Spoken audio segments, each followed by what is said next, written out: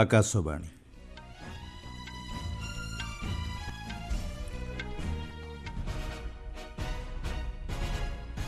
ସମ୍ବାଦ ପଢ଼ୁଛନ୍ତି ସତ୍ୟବ୍ରତ ବେହୁରା।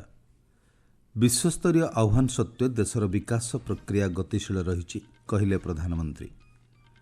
ଉତ୍ପାଦନ ଭିତ୍ତିକ ପ୍ରୋତ୍ସାହନ ଯୋଜନା ଲାଗି ବିଶ୍ୱ ସୃଜନଶୀଳ ସୂଚକାଙ୍କରେ 38ତମ ସ୍ଥାନକୁ ଭାରତ ଉନ୍ନୀତ। ତୃତୀୟ ଥର ପାଇଁ ଗ୍ରେଟ୍ ପ୍ଲେସ୍ ଟୁ ୱାର୍କ ପ୍ରମାଣପତ୍ର ହାସଲ କଲା steel authority of India limited. ବାଂଲାଦେଶରେ ସାମ୍ବାଦିକ ଓ ଗଣମାଧ୍ୟମ କର୍ମୀଙ୍କ ସୁରକ୍ଷା ଲାଗି ଆମନେଷ୍ଟି ଇଣ୍ଟରନ୍ୟାସନାଲର ପରାମର୍ଶ ଏବଂ ମହିଳା ପ୍ରିମିୟର ଲିଗ୍ରେ ୟୁପି ୱାରିୟର୍ସକୁ 8 ୱିକେଟ୍ରେ ପରାସ୍ତ କଲା ରୟାଲ ଚ୍ୟାଲେଞ୍ଜର୍ସ ବେଙ୍ଗାଲୁରୁ। ପ୍ରଧାନମନ୍ତ୍ରୀ ନରେନ୍ଦ୍ର ମୋଦି କହିଛନ୍ତି, ଅର୍ଥନୈତିକ ସର୍ଭେ ଦର୍ଶାଉଛି ଯେ ବିଶ୍ୱସ୍ତରୀୟ ଆହ୍ୱାନ ସତ୍ତ୍ୱେ ଭାରତର ବିକାଶ ପ୍ରକ୍ରିୟା ଗତିଶୀଳ ରହିଛି। ଗତକାଲି ସଂସଦରେ ଉପସ୍ଥାପିତ ଅର୍ଥନୈତିକ ସର୍ଭେ ରିପୋର୍ଟ ଭାରତର ସଂସ୍କାର ଏକ୍ସପ୍ରେସ୍ ସ୍ଥିରତା ଏବଂ ଉଦ୍ଦେଶ୍ୟ ସହ ଅଗ୍ରସର ହେଉଥିବା ଶ୍ରୀ ମୋଦି କହିଛନ୍ତି।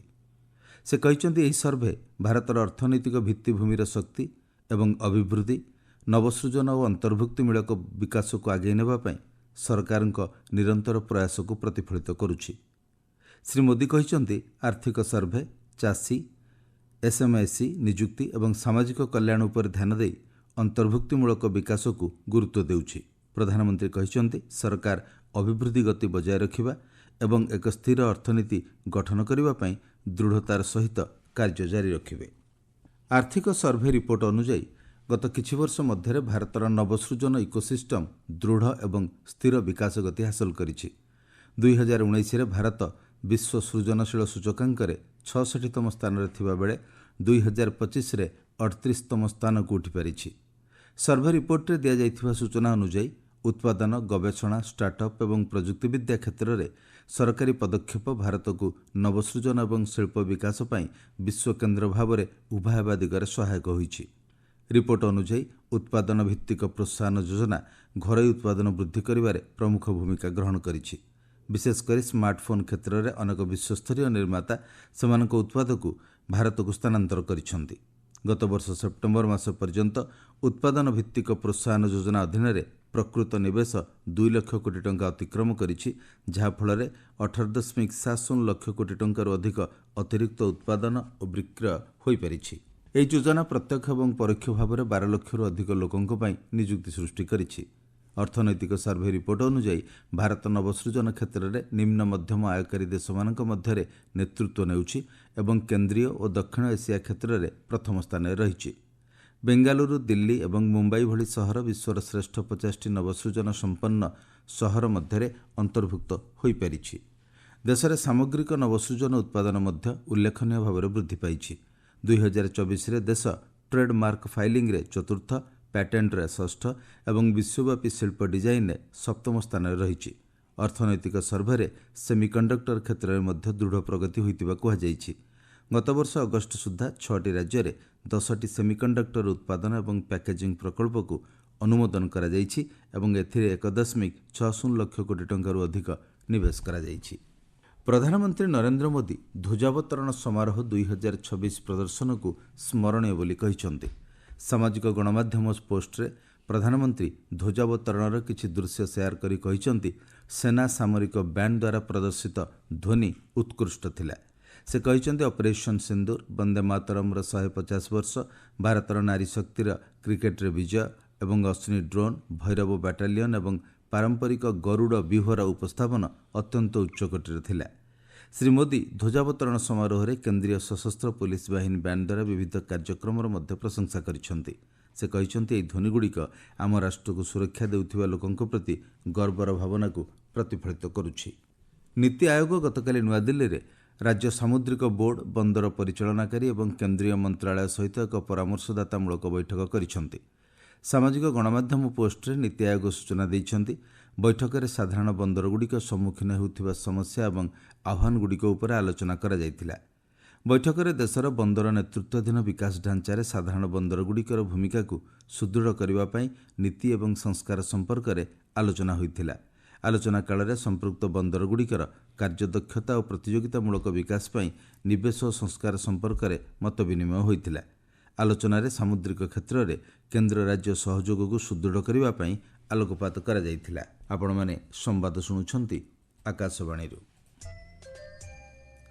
ଦେଶର ସର୍ବବୃହତ୍ ସରକାରୀ କ୍ଷେତ୍ରର ଇସ୍ପାତ ନିର୍ମାତାମାନଙ୍କ ମଧ୍ୟରୁ ଗୋଟିଏ steel authority of India limited SAIL 2026 ଫେବୃଆରୀରୁ 2027 ଫେବୃଆରୀ ପର୍ଯ୍ୟନ୍ତ ପ୍ରତିଷ୍ଠିତ great place to work certification ହାସଲ କରିଛି।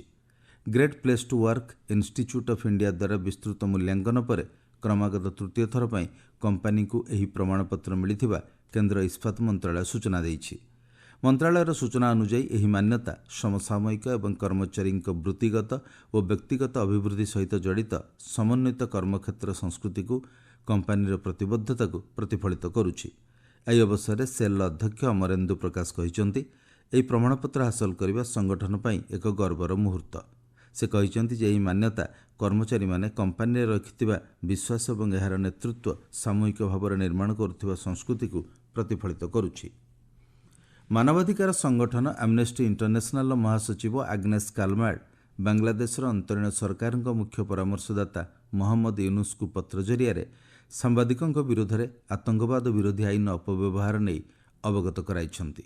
ଲୋକମାନଙ୍କ ଜୀବନ, ବ୍ୟକ୍ତିଗତ ସୁରକ୍ଷା ଏବଂ ଅଭିବ୍ୟକ୍ତି ଓ ସଂଗଠନର ଅଧିକାରକୁ ସୁରକ୍ଷା ଦେବାରେ ବାଂଲାଦେଶୀ କର୍ତ୍ତୃପକ୍ଷ ବିଫଳ ହୋଇଥିବା ସେ କହିଛନ୍ତି। ଶ୍ରୀ କାଲମାର୍ଡ ବାଂଲାଦେଶରେ ଆସନ୍ତା ଫେବୃଆରୀ 12 ତାରିଖରେ ହେବାକୁ ଥିବା ନିର୍ବାଚନ ସମୟରେ ମାନବାଧିକାରର ସୁରକ୍ଷା ନିଶ୍ଚିତ କରିବା ପାଇଁ ପଦକ୍ଷେପ ନେବାକୁ କହିଛନ୍ତି। ଏଥିରେ ସାମ୍ବାଦିକ ଏବଂ ସମାଲୋଚକଙ୍କ ବିରୁଦ୍ଧରେ ସୁରକ୍ଷା, ଆଇନ ଅପବ୍ୟବହାର ବନ୍ଦ କରିବା, ଲୋକଙ୍କୁ ସୁରକ୍ଷା ଦେବା, ଗଣମାଧ୍ୟମ କର୍ମୀ ଏବଂ ସଂଖ୍ୟାଲଘୁଙ୍କ ଉପରେ ଆକ୍ରମଣ ବନ୍ଦ କରିବା ସୁନିଶ୍ଚିତ କରିବା ପାଇଁ ସେ ତାଙ୍କ ପତ୍ରରେ ଦର୍ଶାଇଛନ୍ତି। ପ୍ରଧାନମନ୍ତ୍ରୀଙ୍କ ସକ୍ରିୟ ଶାସନ ଏବଂ ସମୟୋଚିତ କାର୍ଯ୍ୟାନ୍ୱୟନ ପ୍ରମୁଖ ମଞ୍ଚ ପ୍ରଗତି ଏହାର 50ତମ ବୈଠକର ସଫଳ ପରିଚାଳନା କରିଛି। 2015ରେ ପ୍ରଧାନମନ୍ତ୍ରୀ ନରେନ୍ଦ୍ର ମୋଦିଙ୍କ ଦ୍ୱାରା ଏହାର ଶୁଭାରମ୍ଭ ହେବା ପରଠାରୁ ପ୍ରଗତି ମଞ୍ଚରେ ପ୍ରଧାନମନ୍ତ୍ରୀ ସ୍ତରୀୟ ସମୀକ୍ଷା ମାଧ୍ୟମରେ ପ୍ରମୁଖ ଭିତ୍ତିଭୂମି ପ୍ରକଳ୍ପରେ ଦେଖାଦେଉଥିବା ସମସ୍ୟାଗୁଡ଼ିକର ବାସ୍ତବ ସମୟ ତଦାରଖ ଏବଂ ସମାଧାନ କରି ସଫଳତା ହାସଲ ମିଳିଛି। ଆଜି ଆସନ୍ତୁ ଏହି ବିଶେଷ ଶୃଙ୍ଖଳାରେ ଜାଣିବା ପ୍ରଗତି ବ୍ୟବସ୍ଥା ଦ୍ୱାରା ତଦାରଖ କରାଯାଉଥିବା ଜଳଶକ୍ତି ମନ୍ତ୍ରଣାଳୟ ଅଧୀନରେ ଥିବା ପ୍ରକଳ୍ପଗୁଡ଼ିକ ସମ୍ପର୍କରେ। ଜଳଶକ୍ତି ମନ୍ତ୍ରଣାଳୟ ଜଳସମ୍ପଦ ପରିଚାଳନା, ପାନୀୟ ଜଳ ଯୋଗାଣ, ପରିମଳ ଏବଂ ନଦୀ ପୁନରୁଦ୍ଧାର ସହିତ ଜଡ଼ିତ ନୀତି, କାର୍ଯ୍ୟକ୍ରମ ଏବଂ ପ୍ରକଳ୍ପଗୁଡ଼ିକର ପ୍ରଣୟନ ଓ କାର୍ଯ୍ୟାନ୍ୱୟନ କରିଥାଏ। ଏବେ ଜଳସମ୍ପଦ, ନଦୀ ବିକାଶ ଏବଂ ଗଙ୍ଗା ପୁନରୁଦ୍ଧାର ସହିତ ଜଡ଼ିତ ପ୍ରକଳ୍ପ ନିରୀକ୍ଷଣ ଗୋଷ୍ଠୀ ପୋର୍ଟାଲରେ 2,86,343 କୋଟି ଟଙ୍କା ବିନିଯୋଗ ସହିତ 93ଟି ପ୍ରକଳ୍ପ ତଦାରଖ କରାଯାଇଛି। ପ୍ରକଳ୍ପ ପୋର୍ଟଫୋଲିଓରେ ଜଳସେଚନ ଅଧୀନରେ 66ଟି ପ୍ରକଳ୍ପ, ସ୍ୱେରେଜ ସଂଗ୍ରହ, ନିଷ୍କାସନ ଏବଂ ବିଶୁଦ୍ଧିକରଣ ଅଧୀନରେ 26ଟି ପ୍ରକଳ୍ପ ଏବଂ ପିଏମ୍ଜି ପୋର୍ଟାଲରେ ଜଳ ସଂଗ୍ରହ, ବିଶୁଦ୍ଧିକରଣ ଏବଂ ଯୋଗାଣ ସହିତ ଜଡ଼ିତ ଗୋଟିଏ ପ୍ରକଳ୍ପ ଅନ୍ତର୍ଭୁକ୍ତ। ପିଏମ୍ଜି ପୋର୍ଟାଲରେ ତଦାରଖ କରାଯାଉଥିବା 66ଟି ଜଳସେଚନ ପ୍ରକଳ୍ପ ମଧ୍ୟରୁ 43,583 କୋଟି ଟଙ୍କା ବିନିଯୋଗରେ 10ଟି ପ୍ରାଥମିକତା ପ୍ରକଳ୍ପ ପ୍ରଗତି ବ୍ୟବସ୍ଥା ଅଧୀନରେ ପ୍ରଧାନମନ୍ତ୍ରୀଙ୍କ ଦ୍ୱାରା ସମୀକ୍ଷା କରାଯାଇଛି। ଏଥିମଧ୍ୟରୁ ଗୋଟିଏ ପ୍ରକଳ୍ପ କାର୍ଯ୍ୟକ୍ଷମ ହୋଇଥିବା ବେଳେ 9ଟି ପ୍ରକଳ୍ପ କାର୍ଯ୍ୟକାରୀ ହେବା ଅବସ୍ଥାରେ ଅଛି। ସେଗୁଡ଼ିକ ମଧ୍ୟରୁ କେତେକ ପ୍ରକଳ୍ପର କାର୍ଯ୍ୟ 70% ଆଗେଇଥିବା ବେଳେ 2ଟି ପ୍ରକଳ୍ପ 95% ଅତିକ୍ରମ କରିଛି। 27ଟି ଜଳସେଚନ ପ୍ରକଳ୍ପରେ ମୋଟ 126ଟି ସମସ୍ୟା ସୃଷ୍ଟି ହୋଇଥିବା ବେଳେ ଏଥିମଧ୍ୟରୁ 106ଟି ସମସ୍ୟାର ସମାଧାନ କରାଯାଇଛି, ଯେଉଁଥିରେ ପ୍ରଗତି ସମୀକ୍ଷା ହୋଇଥିବା ପ୍ରକଳ୍ପ ସହିତ 14ଟି ସମସ୍ୟା ଅନ୍ତର୍ଭୁକ୍ତ। ବଳକା 20ଟି ସମସ୍ୟାକୁ ପ୍ରଗତି ବ୍ୟବସ୍ଥା ଅଧୀନରେ ସକ୍ରିୟ ଭାବରେ ତଦାରଖ କରାଯାଉଛି। ବିଜେପି ରାଷ୍ଟ୍ରୀୟ ଅଧ୍ୟକ୍ଷ ନୀତିନ ନବୀନ ଆଜିଠାରୁ 2 ଦିନିଆ ଗୋଆ ଗସ୍ତରେ ଯିବେ। ଗସ୍ତ ସମୟରେ ସେ ଅନେକ ସାଂଗଠନିକ ବୈଠକରେ ଅଧ୍ୟକ୍ଷତା କରିବା ସହିତ ବିଭିନ୍ନ ନିର୍ବାଚନ ମଣ୍ଡଳୀରେ ଦଳର ବୁଥସ୍ତରୀୟ କର୍ମୀଙ୍କ ସହ ଆଲୋଚନା କରିବେ। ମହିଳା ପ୍ରିମିୟର ଲିଗ୍ କ୍ରିକେଟରେ ଗତ ସନ୍ଧ୍ୟାରେ ଅନୁଷ୍ଠିତ ମ୍ୟାଚ୍ରେ ରୟାଲ ଚ୍ୟାଲେଞ୍ଜର୍ସ ବେଙ୍ଗାଲୁରୁ 8 ୱିକେଟ୍ରେ ୟୁପି ୱାରିୟର୍ସକୁ ପରାସ୍ତ କରିଛି। ଗୁଜରାଟର ଭଦୋଦରା ଆନ୍ତର୍ଜାତିକ କ୍ରିକେଟ ଷ୍ଟାଡିୟମରେ ଅନୁଷ୍ଠିତ ମ୍ୟାଚ୍ରେ 144 ରନ୍ର ବିଜୟ ଲକ୍ଷ୍ୟକୁ ପିଛା କରି ରୟାଲ ଚ୍ୟାଲେଞ୍ଜର୍ସ ବେଙ୍ଗାଲୁରୁ 13 ଓଭର ଗୋଟିଏ ବଲ୍ରେ 2 ୱିକେଟ୍ ବିନିମୟରେ 147 ରନ୍ ସ୍କୋର କରିଥିଲା। ପ୍ରଥମେ ବ୍ୟାଟିଂ କରି ୟୁପି ୱାରିୟର୍ସ ନିର୍ଦ୍ଧାରିତ 20 ଓଭରରେ 8 ୱିକେଟ୍ ହରାଇ 143 ରନ୍ କରିଥିଲା। ଆଜି ଏହି ଶୃଙ୍ଖଳାରେ ଭଦୋଦରା ଆନ୍ତର୍ଜାତିକ କ୍ରିକେଟ ଷ୍ଟାଡିୟମରେ ସନ୍ଧ୍ୟା 7:30 ଗୁଜରାଟ ଜାୟାଣ୍ଟସ୍ ଏବଂ ମୁମ୍ବାଇ ଇଣ୍ଡିଆନ୍ସ ମଧ୍ୟରେ ମ୍ୟାଚ୍ ଅନୁଷ୍ଠିତ ହେବ। ମୁଖ୍ୟ ସମ୍ବାଦ ପୁଣି ଥରେ। ବିଶ୍ୱସ୍ତରୀୟ ଆହ୍ୱାନ ସତ୍ତ୍ୱେ ଦେଶର ବିକାଶ ପ୍ରକ୍ରିୟା ଗତିଶୀଳ ରହିଛି, କହିଲେ ପ୍ରଧାନମନ୍ତ୍ରୀ। ଉତ୍ପାଦନ ଭିତ୍ତିକ ପ୍ରୋତ୍ସାହନ ଯୋଜନା ଲାଗି ବିଶ୍ୱ ସୃଜନଶୀଳ ସୂଚକାଙ୍କରେ 38ତମ ସ୍ଥାନକୁ ଭାରତ ଉନ୍ନୀତ। ତୃତୀୟ ଥର ପାଇଁ ଗ୍ରେଟ୍ ପ୍ଲେସ୍ ଟୁ ୱାର୍କ ପ୍ରମାଣପତ୍ର ହାସଲ କଲା steel authority of India limited. ବାଂଲାଦେଶରେ ସାମ୍ବାଦିକ ଓ ଗଣମାଧ୍ୟମ କର୍ମୀଙ୍କ ସୁରକ୍ଷା ଲାଗି ଆମନେଷ୍ଟି ଇଣ୍ଟରନ୍ୟାସନାଲର ପରାମର୍ଶ ଏବଂ ମହିଳା ପ୍ରିମିୟର ଲିଗ୍ରେ ୟୁପି ୱାରିୟର୍ସକୁ 8 ୱିକେଟ୍ରେ ପରାସ୍ତ କଲା ରୟାଲ ଚ୍ୟାଲେଞ୍ଜର୍ସ ବେଙ୍ଗାଲୁରୁ। ସମ୍ବାଦ ଶେଷ ହେଲା।